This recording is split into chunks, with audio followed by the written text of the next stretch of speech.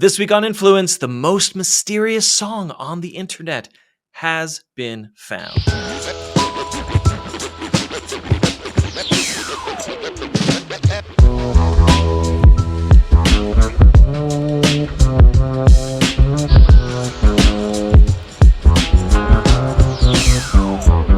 Welcome, friends. Welcome, internet travelers, to Influence with me, Matt Silverman, back again for another week. Thanks for hanging out with me, and I am so excited for this week's show. I've been talking about it for the last 2 weeks. If you're a regular listener, you know, because I love myself a good community effort, a good community mystery. We've been covering internet communities on this program for centuries now, and when people get obsessed with something, when they find something interesting and mysterious, I've covered these types of adventures in my career, but this one I was not aware of until just recently because it is recently solved, and we'll get into the whole timeline here. But this week we are talking about a song, what is dubbed by the community and now the media and the internet culture at large as the most mysterious song on the internet. And we will explain what that means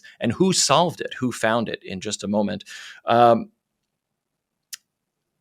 Let's just get into it. I can't wait to talk to my guests. I have 2 guests on this program, which happens every now and then, but you know it's going to be a big one when we have 2.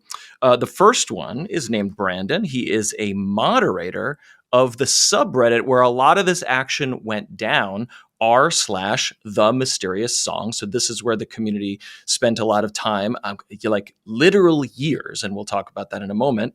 So Brandon is a moderator, and I am thrilled to also welcome Hans Sievers, who is the drummer of the band that recorded the most mysterious song on the internet. Brandon and Hans, welcome to Influence. Hello.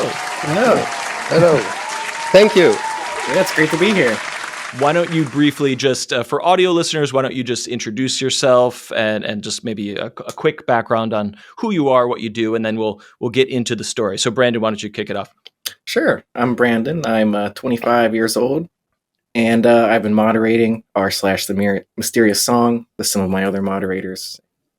It's been a long time searching for the song, and I'm thrilled to be here with Hans.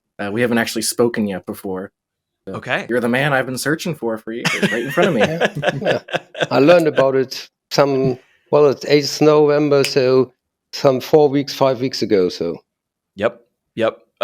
Mystery solved 4 or 5 weeks ago, but this is 20, 30, maybe more years in the making. So we'll get into that. Hans, why don't you just introduce yourself briefly, and then we'll get into the story.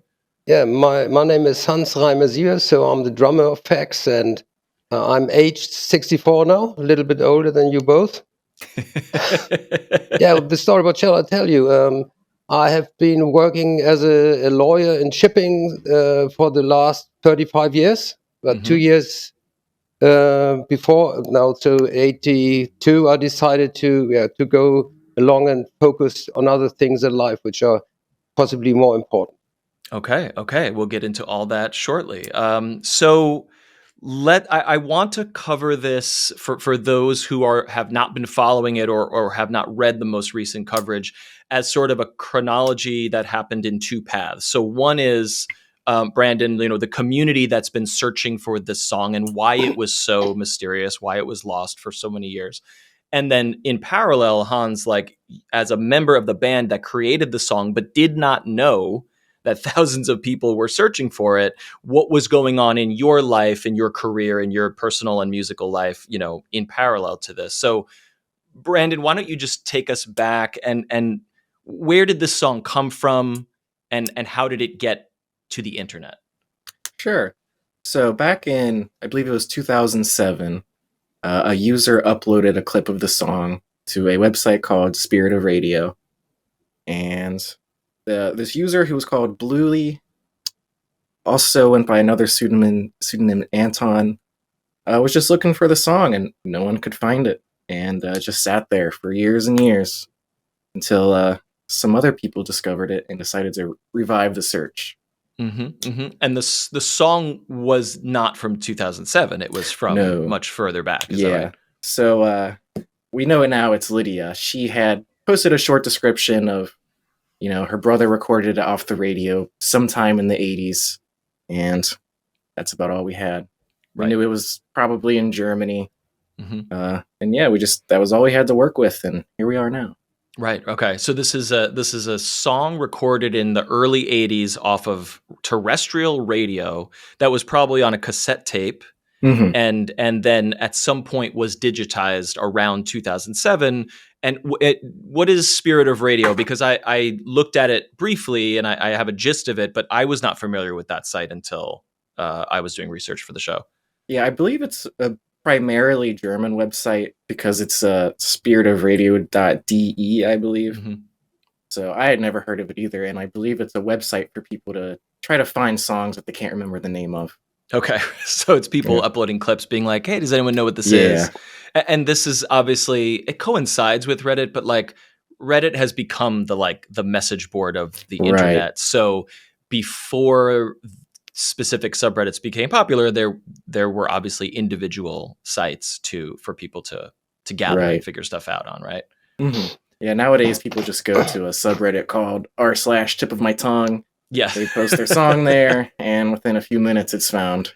Right, exactly. Okay, so this is 07, and it goes to this site, and then what starts to happen? People are taking notice of it, but nobody, I think what typically happens is you post it online and enough people see it and they're like, oh yeah, it's this thing, and they get it, but like no one could figure out what this song was. Is that right? Yeah, that's right.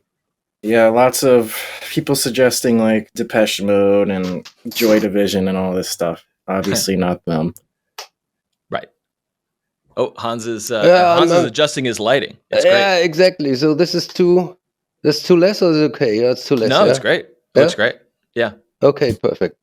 So yeah. So sorry to interrupt. Carry on, please. Not at all. Not at all. So it's this. I'm going to play a clip of the song because I want to just set the stage of like, all right, nobody quite knows what this is. It's got a new wave 80s post-punk kind of vibe to it, and it's sung in English, but we think it was from Germany. So this is what people on Spirit of Radio and I think Usenet forums and then eventually Reddit are trying to figure out. So here's a clip of the song. I won't give away, the spoiler here yet.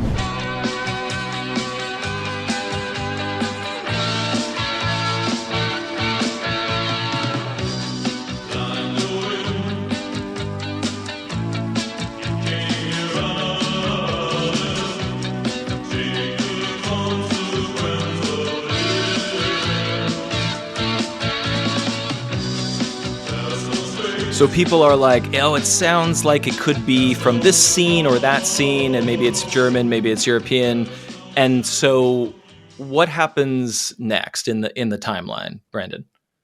Sure. I believe at this point, 10-ish years have passed and not a whole lot has gone on. And a user named Gabriel discovered the song from one of his friends who works at a record store. And kind of became his personal mission to find the song, and he started posting about it everywhere he could online, and that was really the genesis of the modern search. Okay. And what is it true that he was posting it to like many different subreddits? Is that right? Okay. Yeah, he posted it basically anywhere you could think of to try to find a song. And what's interesting is that for a long time we only had a small clip of the song because of the way the website it was posted on was archived. It only just had like a small demo of it. So for quite a while, we didn't even have the full song to use to search for clues and whatnot. Mm-hmm. When did the subreddit? So Gabriel is posting to a lot of different places, but then when does the search kind of coalesce in a single place? That must have happened right around when Justin Wang released his video in 2019. He was like the first big YouTuber to kind of cover that thing and really got the word out there. And that's when I joined the search as well. Oh, okay. So you joined in. What drew you to that? Were you a fan of Justin Wang or did you just see it somewhere? Yeah, I was a subscriber of his, so I saw that video the day it went up, and I was just looking in the comments, seeing if because I knew people would be speculating about it there, and that's where I saw a Discord link to join a Discord server to really start searching for the song. Okay. And the subreddit was, I'm checking my notes. Oh, I think the subreddit had already existed at that point. Because maybe like Gabriel 2017, right? Okay, so Gabriel so he had posted in many places and then created the subreddit, r/TheMysteriousSong. So so from 83, 84 to 2007 to 2017, like this is decades now where nobody knew what this song was across analog and digital spaces. And then Gabriel creates the subreddit in 2017. I believe he made it in 2019. I think he first found out about the song in 2017, maybe. Gotcha, that makes sense. Okay. And then Justin Wang, who I was not familiar with either, but obviously he had a series called Tales of the Internet. I don't know if he still has that, or Tales from the Internet. And he basically recounts the search and says, hey, does anyone know what's up with this? Isn't this interesting? Today, I'm gonna tell you the story of the most mysterious song on the internet. I really like this song. Like, even in the process of me doing the research on this video, it kept on getting stuck in my head. I'm even thinking about it now as I record this. I was contacted by an Instagram user named Bruno Kunda who brought this to my attention. Recently, I found a Reddit post that caught my attention here. It talks about a song that the OP and his/her friend found about that nobody knows anything about and doesn't show up in Shazam or anything like that, and nobody really knows who made it or anything about it. I thought it would be perfect for your Tales from the Internet series, and there was a post link by a Redditor named Gab Gaskins. I've posted about this many times here on Reddit, but I've never received any real information about it, and no one has been able to identify what song is that. It's been 13 years of searching, and so far, no information has been discovered. What drew you to the search, though? Are you a big music fan? Do you just like mysteries? Where do you come in? A little bit of both. It was, I usually find myself going down rabbit holes on the internet all the time, you know. You know how it is. One Wikipedia article leads to another, and suddenly you're 6 articles deep in something you never knew before. Exactly. But this was different because it was like a whole new frontier, something there was no information of, and all you need is an internet connection to really start treasure hunting. Okay. And did you become a moderator quickly, or did you sort of build credibility in the community? How did you approach that? Yeah, I had built credibility in the Discord server where I became a moderator. Originally, like, a lot of research was happening in that Discord server. Okay. And the subreddit started to get more attention, and Gabriel needed more people to help run it. And eventually he himself joined this Discord server, so, one thing led to another, and eventually I became a moderator there as well. Okay. So the search is in full force. You have thousands of people across Discord, Reddit, Usenet, Spirit of Radio, YouTube now with Justin Wang. So that's what's happening 2019-ish. So let's go back in time. Hans, you are the drummer in the band that made this recording. Why don't you share, the origin of the band, pre-spoilers here, because we're going in parallel. Like, who are you and where did the band come from? What were you guys doing back in 83? Who's me? I'm the drummer, and shall I tell you the whole story of my life? No. I said Please. Before, it takes some 1 or 2 minutes more. We have all the time we need. So what I said, the last 35 years I've been working as a lawyer in shipping, which I stopped now 2 years ago. And in 83, the point was I have been playing in some 2 or 3 school bands with my friends. And then I searched for something new.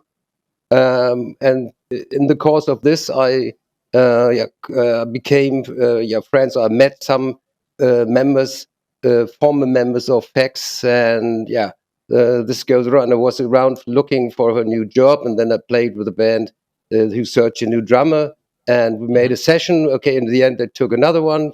Fair enough. But then some 2-3 months later, the bass player give me a call and say, "Hey, I like your drumming very much. Would you be interested to take up another thing?" I say, "Well, why not?" I was searching for such, and then this is how I came into contact with today's members of FEX. Okay. Yep. And for listeners, Fex FEX is the band name, but No, we don't no. know this. So Oh no, it was. the band name is not FEX, it's FEX. So you Oh don't yes. you don't have to split it up in the single letters. The name and how we speak is FEX, and that's Yep. the name, not Yep. FEX. Yep. And but we don't. But the internet does not know this at this time. So we're going in reverse. Yeah. So what was the goal of Fex at the time? Were you signed to a label? Were you making demos? Were you experimenting? Were you playing local shows in Germany? And where was this? In Berlin, Munich? No, it was in Kiel. You know where Okay. Kiel is? Kiel I Canal. don't. Yeah, well, you know Hamburg, Mm-hmm. of course. Okay, and and Kiel is some 100 kilometers to the north on the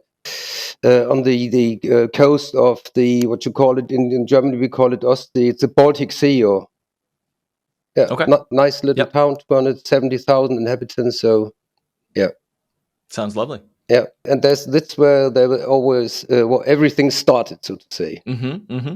So this recording, was it part of an album? Was it a demo? What was it at the time? Well, at the time the recording was made for a demo cassette, and these times it was a little bit more old-fashioned. So what you have is a cassette, and with when we found a management situated in Bremen, and they arranged that we go to the studio and make this demo recording, because if you want to be a band and come forward and be successful, you have to get gigs, and for this you have to send your demo cassette to the owners of the pubs and everything else. So. This is why we produced this cassette with these 3 songs on it. Do you know how it got to the radio and how it was broadcast? Were you aware that it was being broadcast on the radio locally?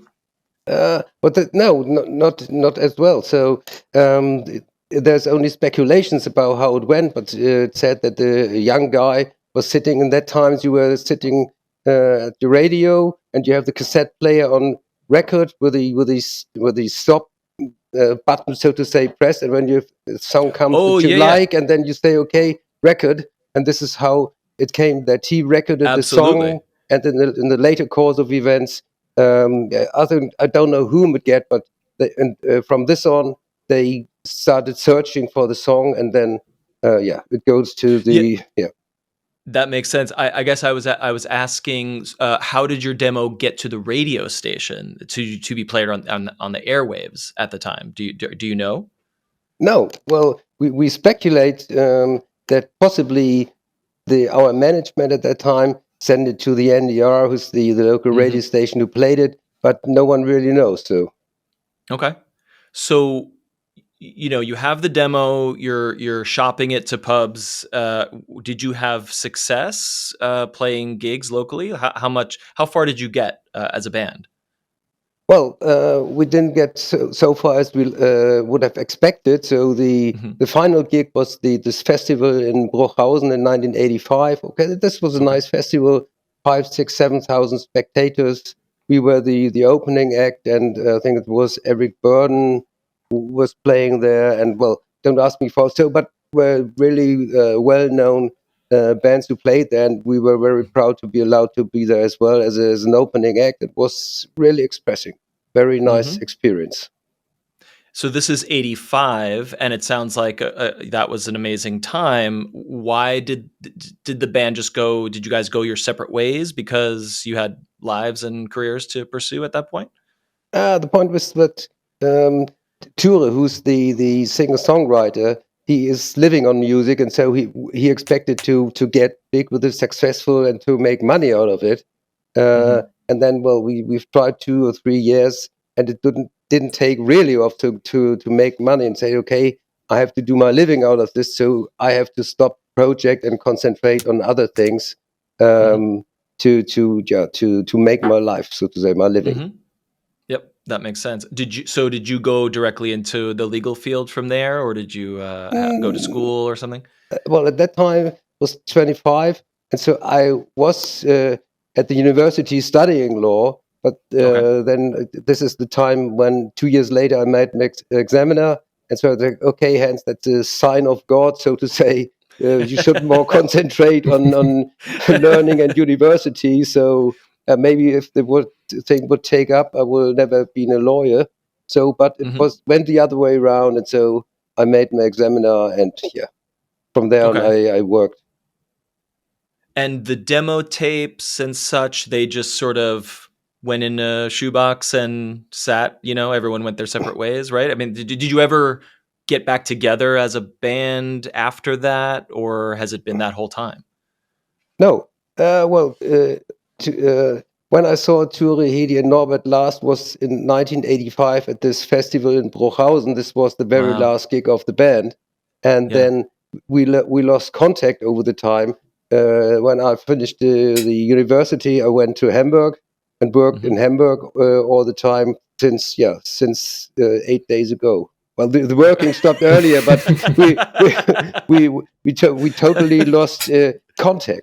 So I tried to find them some 10, 15 years ago when I was thinking about old times and said, well, what is Ture Hedi and Norbert doing? And then I shopped around in the internet. I found the names. I found out that Ture is working as a musical director in the opera house in Kiel. But they say, okay, we can't give you the contact details. Please understand, and say, okay, appreciate it. This what I expected. You can't do this. So, and then say, okay, well, I didn't make it to the contact, and then it was gone. Yep. The reason I ask is sort of like it's setting the stage for this idea that like even if you were looking around on the internet for your bandmates or for you didn't know or expect to see anyone sharing or becoming fans of your music because you didn't think it ever made it to the internet. There's no reason why you would think that, right? What is internet? So in 85 when we stopped, so there was no internet. So we said, okay, we didn't take off. We all said goodbye, and that's it. And so believe me or not, 85 was more or less the last time I had the drumsticks in my hand. But that's not totally true. We had it with some friends from work. We had a Ramones cover band for some 1 or 2 years, with leather jackets and so very nice. It was big fun. But then after 2 years, I stopped this. And this was maybe beginning 2000 or so, end of 90s, beginning 2000. Well, and here we go. Now I'm sitting here. I've did some practice on drumming when I learned about all this. I just immediately dragged out my old Tama E-drum, which has been sleeping in the hay barn. We have an old farm here, and the drum set was kept in the old hay barn upstairs, and so. And I walked up and say, okay, is it still? Yeah, it is still there. So I picked it out, and then I started to do some practice because we did the recording last week. So it would be fair enough to the other band members if I don't walk in with stiffy fingers. So I tried my very best, but it still hurts, so to say. You learn where you have muscles, so yeah. I get it. And I'm excited to get to that in a moment, but let's hop back over to the search. So obviously Fex has just kind of gone their separate ways. Everyone's gone into their regular lives, but the internet is still searching for this song. So 2019, Justin Wang releases the video, the subreddit coalesces, and I'm wondering, Brandon, like, is there incremental progress? Is the community narrowing it down? How were people approaching the search as the years went on? So in the beginning, there was a whole lot of searching to be done, a whole lot of leads we could look for. The very first thing we kind of looked for was trying to find Lydia, the original poster of the song. Okay.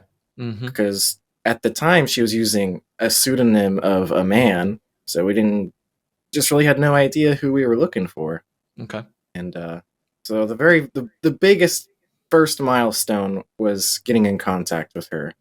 Okay. And that just happened through chance because we had contacted Paul Baskerville, a DJ of NDR, who may or may not have played the song. And we pestered him enough to play it on NDR. And lo and behold, Darius, the original person who recorded the song, was listening again. And Wow. he heard So his song. just for listeners, a DJ who may or may not have played the song in the 80s played it again on terrestrial radio because he was still working at the station. And by chance, the teenager who is now, a 40 plus year old adult was listening and heard the song. Yep. Heard his own recording, which I imagine must have been pretty eerie. Yes. And then Lydia is his sister. Is that correct? That's correct. So I guess maybe Darius isn't too internet savvy or something like that, but most of our contact has been with his sister, Lydia, who didn't record the song, but she was just as invested in the search as he was. She was the bridge between the cassette tape and the internet. If not for her, we may not be sitting here. Unlikely that we would be sitting here. Okay. So when you finally reached her, what did she have to say? Was she still passionate about the search? Did she remember? She remembered, but did she think that this was even going on? Was she surprised to see so many people invested? Yeah, she was very surprised at first to learn that a whole internet community had sprung up right beneath her nose looking for this song that she had also been searching for. And she was very excited to help us. She answered all of our questions, and she was an invaluable person in this search, truly. What leads or questions did she answer that brought you closer to solving it? Well, we were able to figure out where they were living at the time of recording, so we could kind of narrow it down by which radio stations were available in that area. Mm-hmm. And she also answered some questions about the process of recording and how her brother would often make, playlists or whatnot, mixtapes on cassette. Placing all the songs where he wanted them. And she just, gave us an idea of how it was recorded, when it was, and, she didn't really have much new information to tell us, unfortunately, because it was still such a mystery. And narrowing that down, and what about Paul? Did you say Baskerville? Is that right? Yeah. What was his response? Because the community had been trying to reach him for years. Is that right? It didn't take long to reach him. Okay. Unfortunately for him, right around when Justin's video came out, I believe he was on holiday. Okay. So he was getting spammed with plenty of emails, and I believe he said he had to leave his vacation early to answer all these questions. Wow. Yeah. Okay. So yeah, he seemed kind of whatever. We probably tossed it in the bin after we played it. Yeah, it's like, hey, this thing you played randomly, 30 years ago, what do you know about it? And he's like, I don't know. There were no records at the radio station of logs or anything of what was played or anything like that. Nothing that he had access to. Right. Okay. So you're narrowing down, where in Germany the station was and the broadcast radius of who was living in certain areas. And then, well, I want to get to the solution, but in my research, I'm reading that a particular user made a connection that actually solved it. But was there more to the trajectory of this story? Leading us closer? Okay. So 2019, 2020, we were discovering a lot of stuff. We still had plenty of resources to mill through. Mm-hmm. Eventually, all of our resources started to run out, and we kind of hit a dead end. Okay. This is during the pandemic, people are sitting at home, probably very engaged with this. Yeah. We did get lucky early on that we got the full version of the song. Oh, yes. Yeah, that's right. How did that happen? Where did that come from? So this is another person invaluable to the search was user Johnny Me Too. He's a German user. He had actually been there in 2007 on Usenet and Spirit of the Radio. Okay. And he had been aware of the search the entire time. And he had downloaded the whole song before the website went down. So he just had it sitting on his hard drive for over 10 years. He got a whiff of the search and he was like, oh, here you go, guys. and gave us the whole song. Unbelievable. Literally airwaves to cassette tape to one single hard drive in the world to the internet. So when the full song was uploaded, what clues did that yield for the search? I believe, I may be wrong on this, but I don't think we ever really heard the synthesizer played in the original clip. Interesting. Once we had the full song, we were able to identify the synthesizer. So we at least knew which instrument they used. And from that, we were able to determine, well, it had to take place after this date because the Yamaha DX7 was released in 1983. So it has to at least be after that. Okay. All right. So that helped you. The tech. Helped you pin down the narrow it just a little bit. Okay. All right. So this is 2020, 2021. Anything else before November 2024 that's worth mentioning before we get to the next step? We had some users really digging deep about the music scene at that time. Okay. And they discovered a festival called Herfest, which was a lot of amateur bands coming out to play their songs. And that seemed like a great resource to study because a lot of amateur bands in the right area, in the right time frame. Okay. Only problem is there's a couple hundred of them. So we at least got more stuff to search. Some more to chew on. So Hans, were those festivals relevant to Fex's experience there back in the 80s? To be honest, yes, I know that we played there, but if you would have asked me some 2 weeks or 1 week ago, I say, well, Queerfest, yes, I've heard about it, but if you ask me, do you really remember going on stage there? I say, well, maybe not so. Okay. Yeah, very interesting. And obviously, Hans, like, you and the band members have no clue that thousands of people are searching for you for decades, right? No, absolutely not, no. Yep. So I was totally overwhelmed because Jure, Michael, and Norbert, they have been informed by telephone calls maybe a week before I did. And I was, I learned it from the local newspaper. I was sitting at home looking over the cultural page, so to say. I would do always only cross studies to say, is there something interesting or not? And then on the right side of the page, there was a small column, and I went through the column, cross reading, and say, oh, these three letters, you have heard it before. FEX, facts. And then so I said, well, what's this all about? And then I wrote the whole story. And then I said, well, is this candid camera or is this true? So I'm just imagining, like, you're sitting at home and all of a sudden your, college band, your high school band from decades ago is in the newspaper. What a trip. That is just so wild to think about. Well, this is not the college high school band. Fex was after that. So this was my first 2 or 3 bands, but so it was not high school time. It was when I was at university. Well, I say this, I can't believe it. So then I learned that it's something to do with the NDR. And then I called the NDR and say, can you give me the telephone numbers of Jure and Norbert or Haywood possibly? And I said, well, who are you? I say, well, I'm Hans, I'm the drummer. And then, I'll put you through to a guy, I don't remember his name, and said, well, can we come today with the camera team, 1500? Well, yes, of course. Looking around, well, it's halfway clean up here, so they say, okay, come in.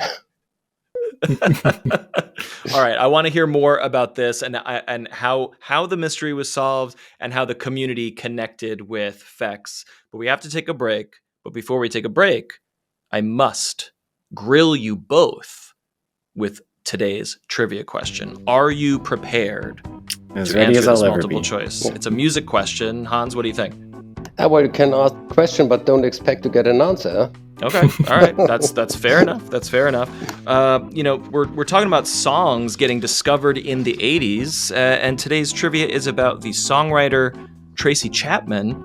She was signed to Elektra Records in 1988, so this is a bit after the heyday of Fex, and put out a self-titled album, but was still relatively unknown. That is, until she joined the tribute concert for Nelson Mandela's 70th birthday in June 1988 at Wembley Stadium in London. She played 3 songs for a crowd of about 80,000 people, and then she left the stage. Job done. That was her set. But something happened next that changed the trajectory of Tracy Chapman's life and career, because Stevie Wonder, perhaps you've heard of him, was also scheduled to make a surprise appearance at the concert, but right before he went on stage, he left in a panic and he could not perform. So the concert producers pushed Tracy Chapman back out on stage to fill the time. That's where she performed her heart-wrenching song Fast Car for a huge crowd who were mesmerized by it. I'm just going to play a clip of that performance right now.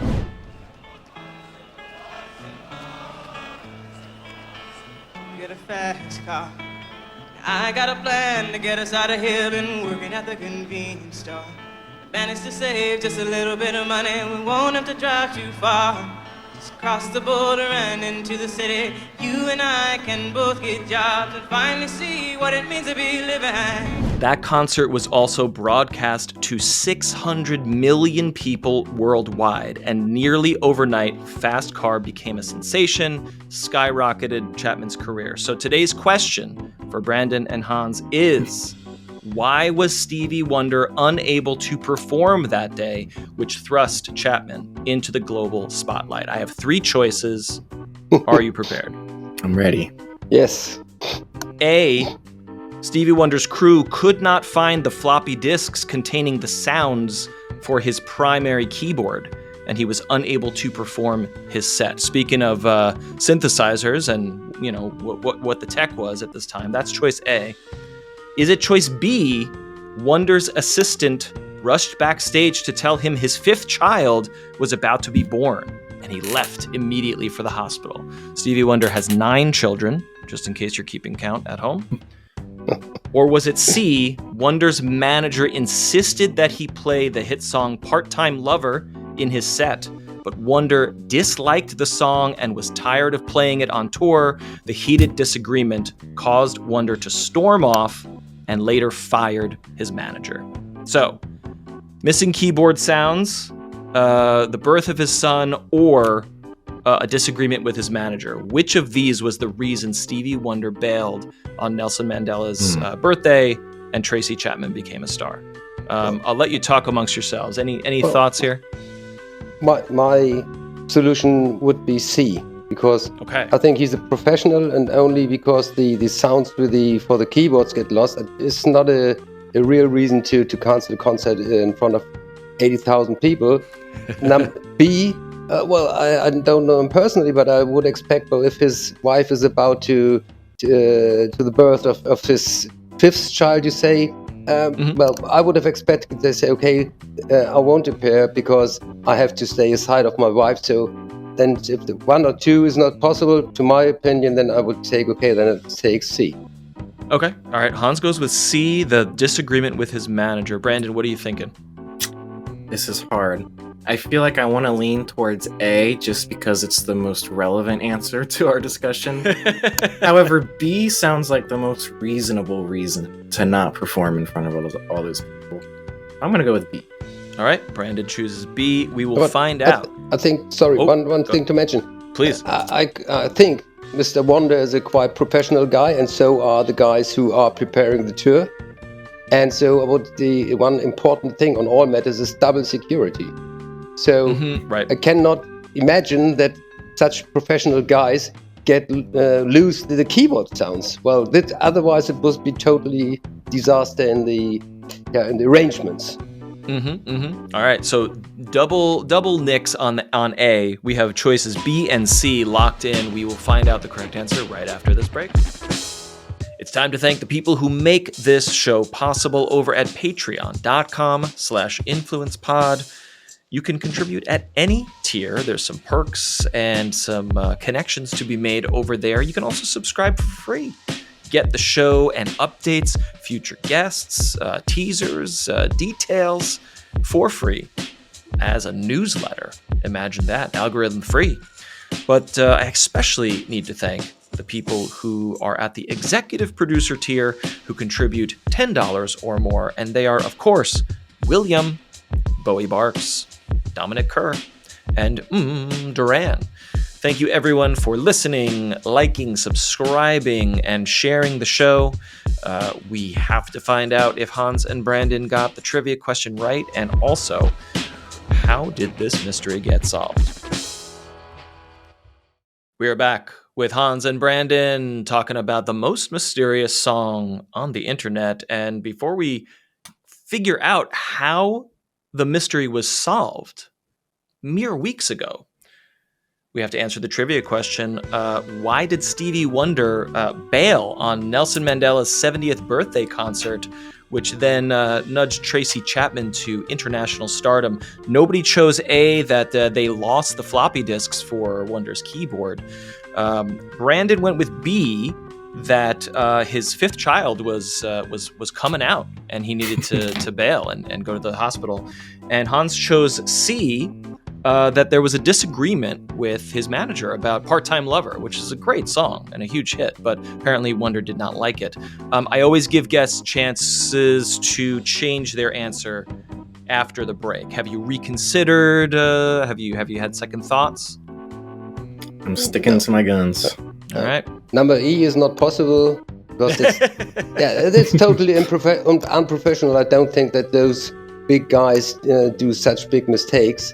And I would trust, hopefully it's correct, that Stevie would not go on the concert in the area of time when his the fifth child could have been born. So I would have expected to say, point. Well, guys, I love to be there, but I have other duties in my life, and this is to stay on the side of my wife in this very time. So I would like that I'm correct, that he decided this way, and so it must be C. But I don't know. Okay. I don't know him personally, but hopefully I'm correct with saying C, because A and B is not workable.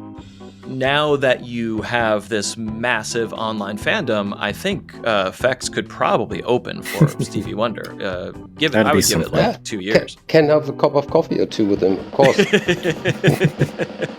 Well, I am here to inform you that, unfortunately, some missing floppy disks would prevent Stevie Wonder from performing at Nelson Mandela's birthday, because apparently the sounds for all the arrangements of the songs that he was going to do in his set were on the discs. Like the keyboard, I don't know what model of keyboard it was, but they would not function without the discs, and somebody misplaced them apparently, and he said, I can't do it, and he bailed. And we wouldn't have Tracy Chapman. I mean, she was already signed and producing, but 600 million people got to see Fast Car for the first time, and that was a moment for her. Unbelievable. Well, I'm sure whoever lost those got fired. Yeah. Unfortunately, neither of you got it right, so consolation prizes will be mailed to you.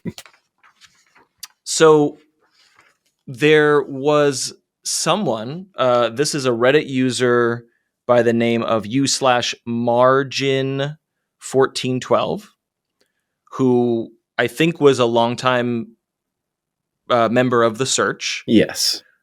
Who made a connection that led to the solution. So what happened this past November? Well, it was another case of luck. A lot of luck happened in this search. While he had been pouring through all of this documentation on Herfest and just the local music scene, he came across a band called Fret. I believe they were at Herfest. And it had all the band names, all the band members there. And he noticed Michael Hadrick's name. And he noticed that name again when he was reading a newspaper article about a band that had won a local talent contest named Fex. So seeing those names in both bands, he thought, might as well ask this guy if he's got any information. Okay. It's important to note that in the way in which he asked Michael about this, he didn't send the email saying, hey, are you the creator of this song that has 2 million views on YouTube? Because in the past, when we've done that, people are like, oh, sure, it was me. Oh, interesting. Falsely claim people have claimed ownership. That's interesting. Yes, falsely claiming ownership. So he just asked him to see any of his material from those days. If he had any demos, any samples, anything like that. And Michael sent him a song called Subways of Your Mind. He didn't ask for it. He just happened to send it. Wow. So, okay. Yeah. And that song sounded very familiar to the community. It was our song. So they did it, margin 1412, found it. And then what happens next? There's a post on the subreddit saying, guess what? Yep. I remember that day well. It wasn't that long ago, but... No, this is November 4th of this year, 2024? Right, okay. Right around then. I believe it was a Monday. I woke up at 7 a.m. to go to work, check my phone, and there it is. Wow, okay. I knew I wasn't going to get any work done that day. And I kind of, glimpsed over his post real quick and immediately clicked on the link to listen to it. And it sounded like it to me. There was some hesitation at first from some of our community members. That was cleared up pretty quickly, though. Okay. The recording that it's Michael, did you say? The recording that Michael sent? Yes. Did it match exactly to the one on the internet, or was it like two different versions of the song? What was being... Yeah, it was like a completely different recording of the same song. Interesting. It had some variations in instrumentation. Some of the lyrics were different too. And overall, it was a lot more clear than the version we had that had been transferred in different formats over and over again. So that our version we had was very distorted compared to what it actually sounds like. Interesting. Okay. So does he then tell Michael, hey, okay, this matches, guess what? Yep. Thousands of people have been looking for you for 35 years. What does that turn into? Like, what's that conversation like? I'm not sure because I haven't seen the emails myself. Sure. But I know, geez, what did happen? I'm sure Michael was very shocked. Eventually, I think it was his daughter. He must have told his daughter, and she went on Reddit and started communicating with us. And eventually we were able to make contact with him and set up our AMA and all that stuff. Yes, indeed. Okay, so Hans, you get the news sometime after this, as you mentioned earlier. Is that right? Yeah, from the newspaper, from the local newspaper. I think this was the article which was, you said it was the 4th that you came in contact with with Michael. It was, and then 4th is the Monday, and I think when I get a news, this was the 8th, which is the Friday. And as I said before, the newspaper reading and so on. This is how it is. Yeah. So the story was starting to get pickup in the media. And was it that the other band members who were in touch with the community, but they were not in touch with you, right? You didn't have their phone numbers or email addresses, right? So no, nothing. So the contact totally stopped in 85, and now some 85, some 39, 40 years ago. Afterwards, we met again. So it was a great experience because I can imagine 4 people living in totally different social surroundings for 40 years and coming together and being the same friends as 40 years ago. So nothing to say, okay, what have you done? Or saying, well, has he changed? Has he not changed? It was just like, That's hugging beautiful. each other and be happy. Love it. I love it. This is what I always hoped for. For all these years of searching, I was always hope you guys could meet again and really understands the impact your song has had on a lot of us. It's really something special. And I'm glad you got to feel special at one point too. I didn't understood it yet, so because it seems this very special community who do this things, searching for hidden tracks and discussing very much what I've read. They said, well, he's not, his name is not Hans, it's Hanfried, and he's living in Finland. And, great idea. So, but this is the thrill they got of it. That one says, okay, I've found this, found that, and maybe it could be this, could be that. And the other one comes back, no, I don't think you're really right because I've heard this, heard that. And this is what they enjoyed over such a long period of time. And then when they found it, say, okay, are they possibly disappointed that they have to get on something new because this one has been solved? Yeah, that's a good question. Yeah, I mean, I've been observing the subreddit. So I had the same question as you, Hans. It's like, well, this is over now. So what is there to do? But what I am observing is there's now a huge fandom.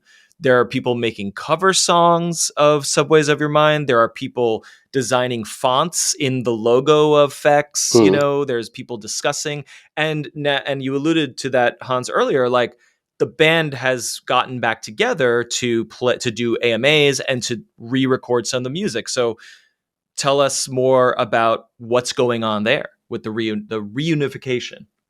Well, as you mentioned, the AMAs, I think Tura did one, spending 4 hours on the phone in the microphone to answer the questions, and Michael did 2 hours and was thousands of questions.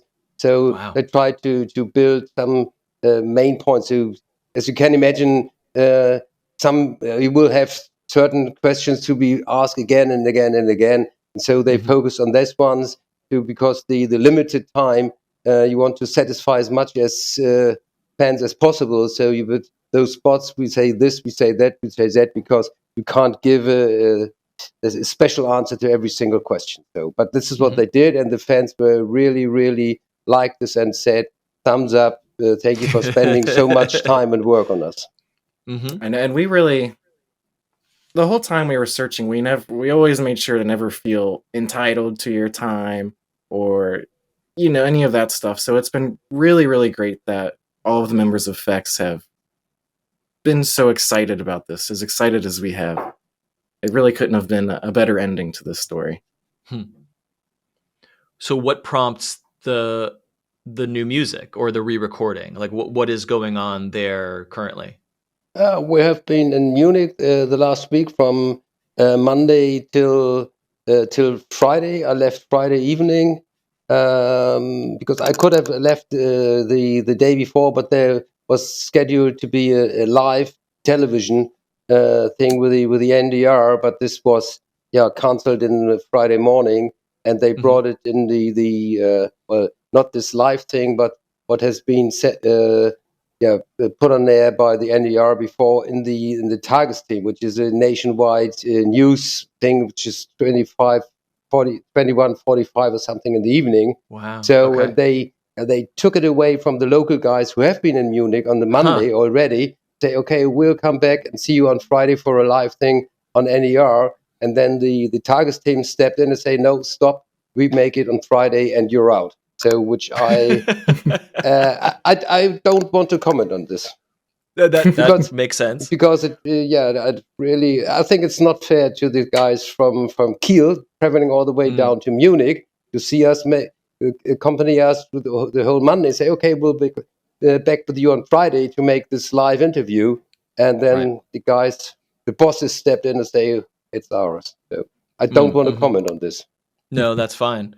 But the goal is to play the song, re-record and play the song live. But is there other music from that time that the band wrote that would be part of this? Plenty of. Yeah. Yeah. Ture managed to fold. Well, he knows the old songs. I think we have minimum 15 or something, which is known to us, and where we have records on. We could easily play them again after some practicing.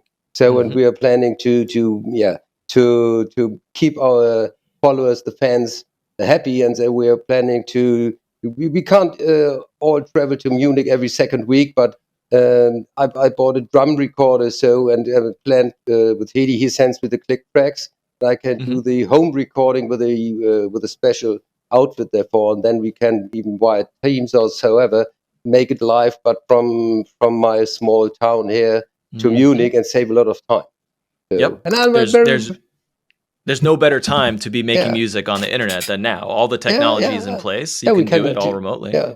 I do my recording, send him the track down, and then we can have a Teams conference or so. And maybe if he has enough time, I have enough time. So then I say, okay, Dave, let's do the recording, and then step in by our Teams.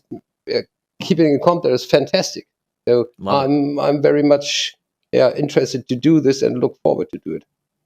You alluded to the notion that you have left your line of work to pursue other things. Yeah. Is that connected to the music, or is No. there a world tour happening?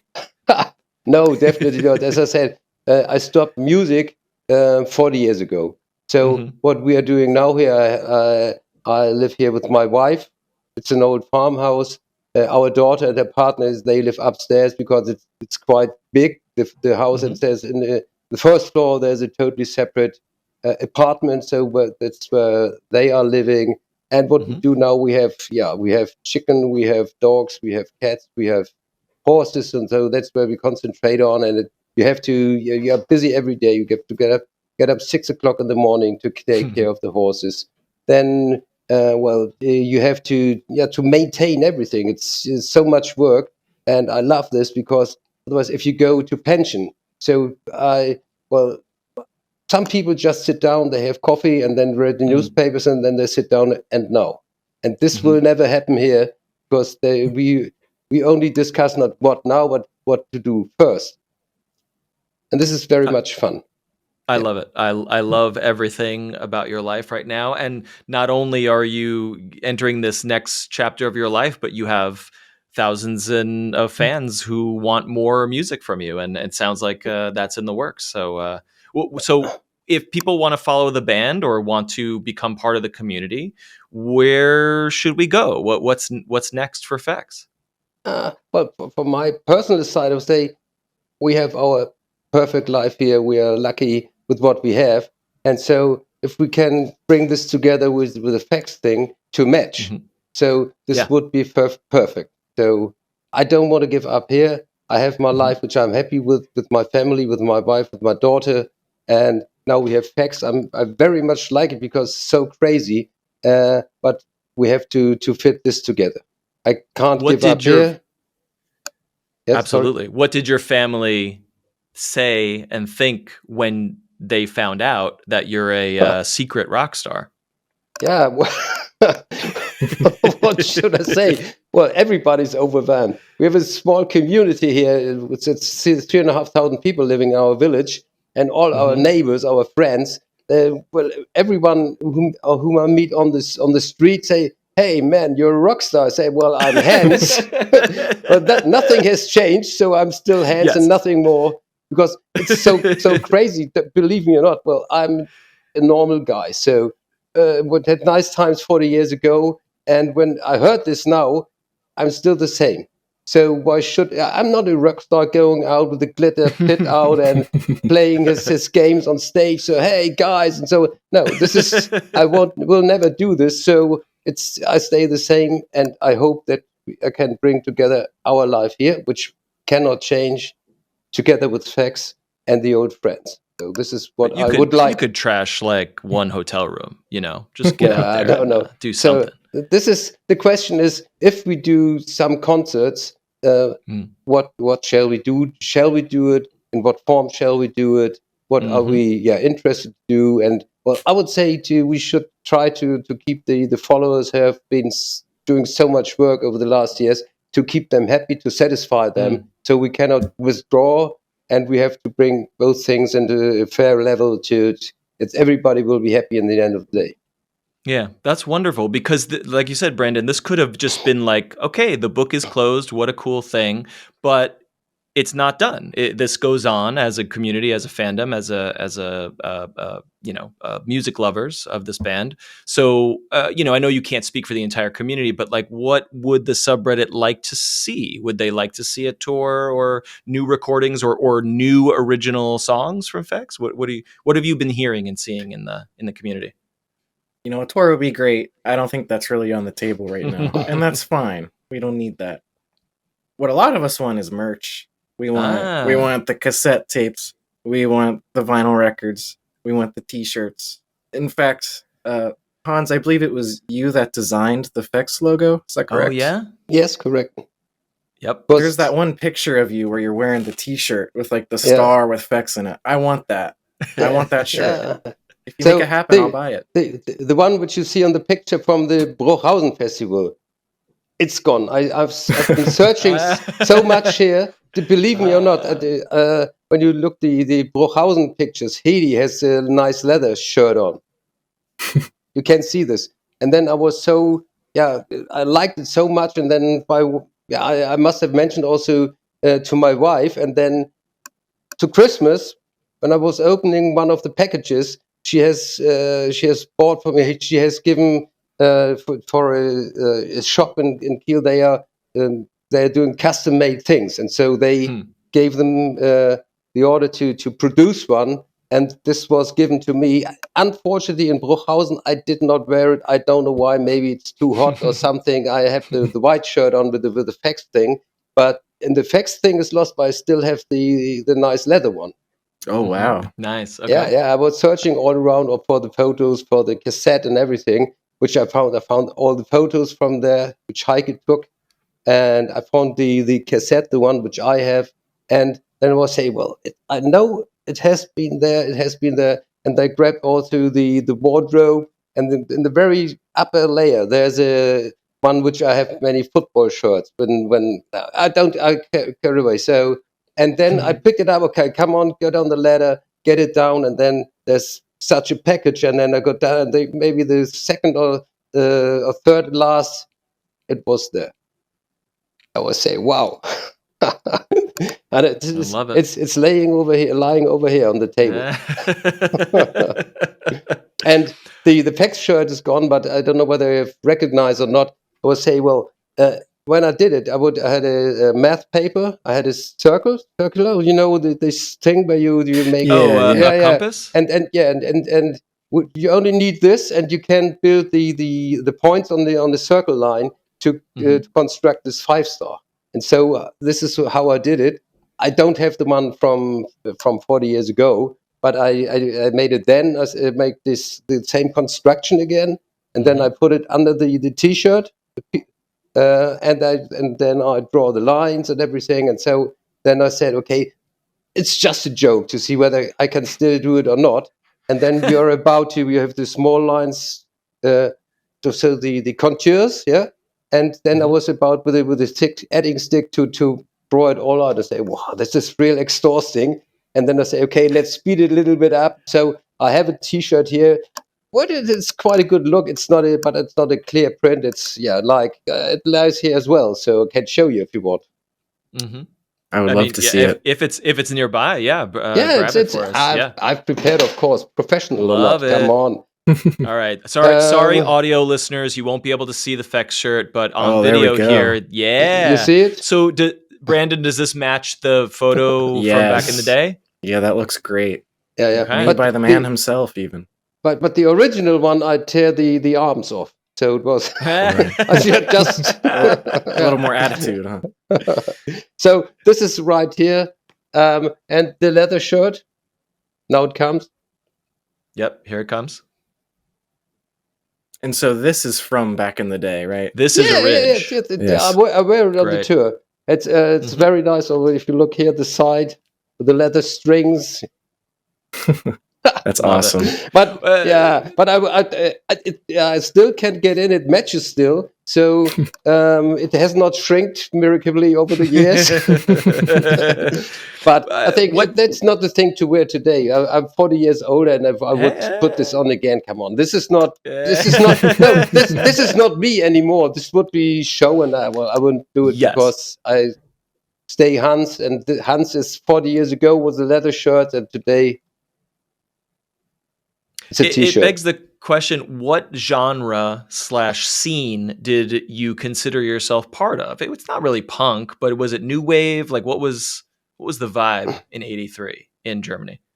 Well, personally, my vibe was making music and having fun.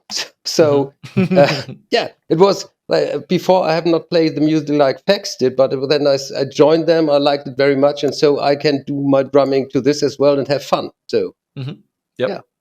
Great. And I've read many comments from the users now, and they say, well, I like this very much, and so on. I was wow, somebody thinks that you're a good drummer. Because normally it must be very satisfying. Yeah, because you sit on the drum set and playing something and say, well, okay, well, it's nothing special because it's you, and then somebody says, well, this is great and I love it very much. So then I would say, thank you very much. This, I like this. Little bit of success. Beautiful.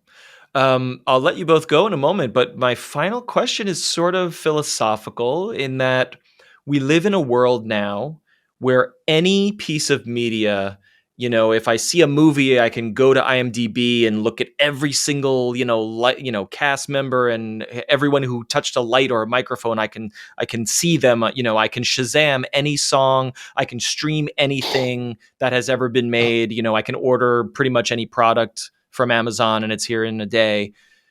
But there's something about a piece of media that nobody can find. Like everyone's like, what is this? I cannot find it on the internet. That is so frustrating, but also intriguing. Do either of you have any thoughts about that as a concept, as a media concept? Yeah, I think it's a treasure hunt, It's a treasure hunt, and the barrier to entry is very low. All you need is Google, and you just gotta start typing away at words, and maybe you'll find it. It was just, it just seems like something anybody could look for and anybody could find. Mm-hmm. Yeah. Yeah. In a world where there are no more treasure hunts, everything is knowable. For something to be unknown is so rare, and that's clearly what made the community so special. Hans, any other final thoughts on that sort of stuff, looking back at it all? Yeah, well, I would say it is the old days. 40 years ago, it was quite normal because you can't just have a click and enter your search word and you've got it right now. Well, the question is makes this new developments, just giving it a word, make a click, finding everything. I don't know whether this is better or not. Yeah, that's interesting. It's got lots of upsides and downsides. Yeah, and it's maybe it steals a little bit of private atmosphere because everybody can find out everything about you. Yep. It's why we love and hate the internet on this show. That's it's both sides of the coin. Hans and Brandon, thank you so very much for being my guests. I adore this story. Yeah. I'm so glad that it is turning into a fandom and a community, and hopefully more music and maybe some T-shirts. Yeah. I wish you the best of luck. Yeah, thank you very much to you as well. It was a pleasure talking to you both. When you touch the T-shirts, they will be coming out. Well, I don't know. We will make it before Christmas, but it's in production. Everything has been arranged. Also, this release of Subways and Hard and Danger on the vinyl one. Maybe we can bring out some to the people before Christmas, but that's definitely happen on the 12th. I think the pre-order starts. Okay, excellent. I'll be there. Wonderful. So all the links to all merch and streaming and products that may or may not be out by the time this episode is out will certainly be in the show notes and video description. If you're a new fan of Fex, as I am, please hop into the doobly-doo to get those links. And thank you again for spending the hour with me. I really appreciate it. Cool. Thank you.